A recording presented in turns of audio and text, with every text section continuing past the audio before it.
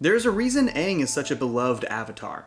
He's worldly, strong, goofy as hell, and incredibly likable. Oh yeah, and he saved the entire world at 12 years old. Every avatar is their own person, and rightfully, they tackle the obstacles in front of them in ways true to themselves. Arguing which avatar is best is missing the point. Each avatar has to forge their own path. Aang's accomplishments are monumental, and there are many reasons to love the kid. But, to me, there's one in particular that makes him stand out amongst all other avatars. His compassion. Obviously, one of the main reasons Aang is so compassionate towards others and life in general is his airbender upbringing. The airbending nomads treat all life as sacred, and Aang is even a vegetarian. Though he's an incredibly powerful bender, Aang avoids violent confrontation at all costs. Even when actively being attacked, he uses his skills to avoid violence rather than exacerbate it. Even in the very beginning of the series, Aang shows that his priorities are about protecting others, and this was before he even fully embraced his role as the Avatar. When Zuko and the Fire Nation arrive at the Southern Water Tribe in search of the Avatar, Aang gives himself up in exchange for the safety of the citizens of the small settlement. From the very first story told, we were shown that Aang deeply cares for others and will do his best to protect life, even risking his own. Later in Book 1, when Aang and the gang reach the outskirts of Senlin Village, they find a forest that's been burned to the ground. As the Avatar, Aang blames himself for allowing this to happen and places that guilt on his own shoulders. Aang soon discovers that Senlin Village is being attacked by a dark spirit every night at sundown. But rather than fight the Heibai spirit,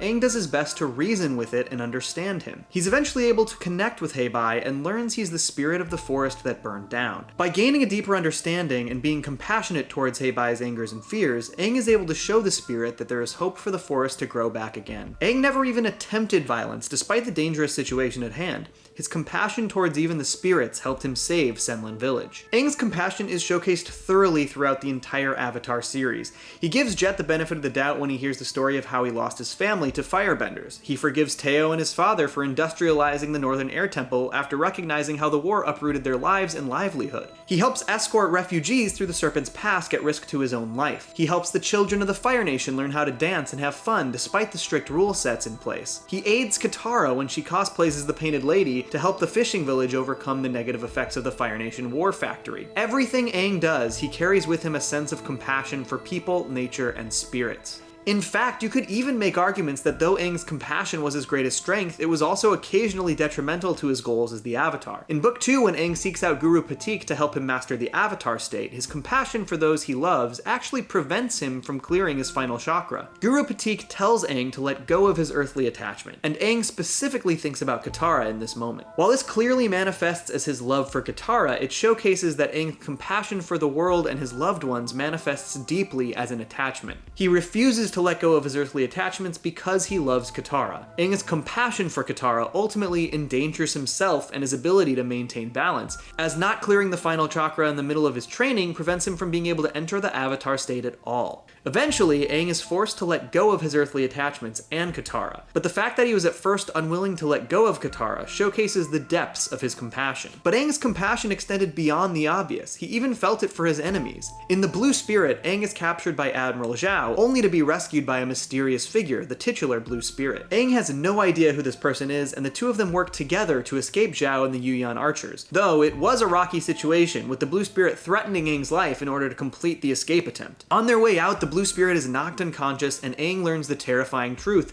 that the spirit is in fact Prince Zuko, who was only rescuing the Avatar so that he himself could capture him. Had Zuko been left to be discovered by Zhao and his soldiers, Zuko would have likely been executed for treason in aiding the Avatar's escape. Instead, Aang saves Zuko and even waits for him to wake up before leaving him. Despite only knowing Zuko as a mortal enemy, Aang was willing to save his life. Twice, actually. In the Siege of the North, after Aang is kidnapped by Zuko, Aang rescues Zuko from freezing in the frozen tundra. He wasn't willing to let Zuko die, even after being kidnapped by him. This was an important showcase of Aang's heart not just for the audience, but for Prince Zuko. This planted some important seeds within the Fire Prince that eventually blossomed, allowing Zuko to redeem himself. Though much of Zuko's turn can be credited to the work of Uncle Iroh, it's important to note that both Aang and Uncle Iroh embody many of the same important traits, in particular compassion. compassion. I think this was one of the most vital aspects of Zuko's decision to help Aang defeat his father, Fire Lord Ozai. In fact, I think Aang's compassionate impact on Zuko extended even further than the series,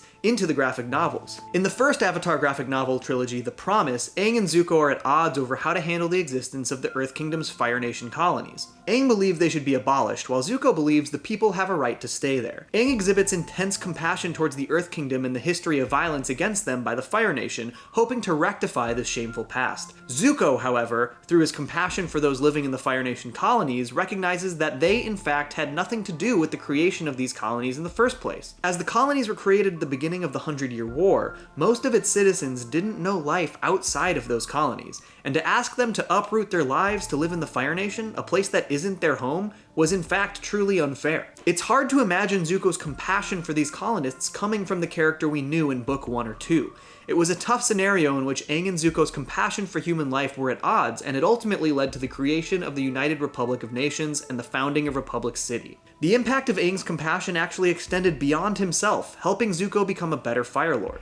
Speaking of the Fire Lord and compassion, this brings us to probably the best indicator of Aang's compassionate nature, his refusal to kill Fire Lord Ozai. Aang's belief that all human life is sacred put him on a moral and philosophical roller coaster. He wasn't even able to kill the Melon Lord, let alone the Fire Lord. His deep moral quandary ultimately took him on a spiritual quest in which he sought out the help and guidance of his past lives. He hoped to discover a way to deal with Ozai without murder, and unfortunately, not a single one of Aang's past lives gave him the guidance he hoped for. Roku expressed regret over not being decisive in killing Sozin before the war started. Kyoshi expressed satisfaction with the way she took Chin the Conqueror's life, citing an era of great peace after his death. She tells him that only justice can bring peace. Avatar Kuruk lamented the loss of the woman he loved to Ko the Face Stealer, and acknowledged that his failure to be a more attentive Avatar led directly to his loss. And finally, Avatar Yang Chen explains to Aang that this situation isn't about Aang's own desires and philosophies, that in fact his duty is to the world, not to himself. He must sacrifice his own spiritual needs to help protect the world. Though Aang is ready to sacrifice his own morality and kill the Fire Lord, he is fortunately given one final opportunity to stay true to himself by the ancient Lion Turtle, who grants him the ability to energy bend. This comes with a dangerous caveat. Aang would be able to eliminate Ozai's bending, but only if his own spirit remained unbendable, or else he would be corrupted and destroyed. The ability to remove Ozai's firebending is actually the strongest indicator of Aang's genuine compassion. His compassionate spirit was in fact completely unbendable, and it allowed him the energy and strength to consume Ozai's abilities uncorrupted. Though Aang's compassion didn't always give him the easiest path to victory, success, or balance, he always stayed true to himself. His gentle and kind nature paved the path for how he would bring balance as the Avatar. In the end, it was actually Aang's unshakable conviction in compassion that allowed him to energy bend and take away Ozai's spirit. Without that conviction that all life is sacred, it's possible Aang wouldn't have been able to save the Four Nations from Ozai. This is the greatest testament to Aang as a character, and it's why I believe his compassion makes Aang a truly great Avatar. Folks, if you like this breakdown of what makes Aang such a great Avatar, please make sure to check out my video on why Korra is the most resilient Avatar the Four Nations has ever seen as well, but also stay tuned because I've got similar videos planned for just about every major Avatar that's been explored in the shows, comics, and novels. Wan, Kuruk, Kyoshi, Roku, they're all coming up, so keep an eye out for those in the near future, as well as many other Avatar-related videos. And please do not forget to do the thing, and I will catch you next time. Johnny to Cellos.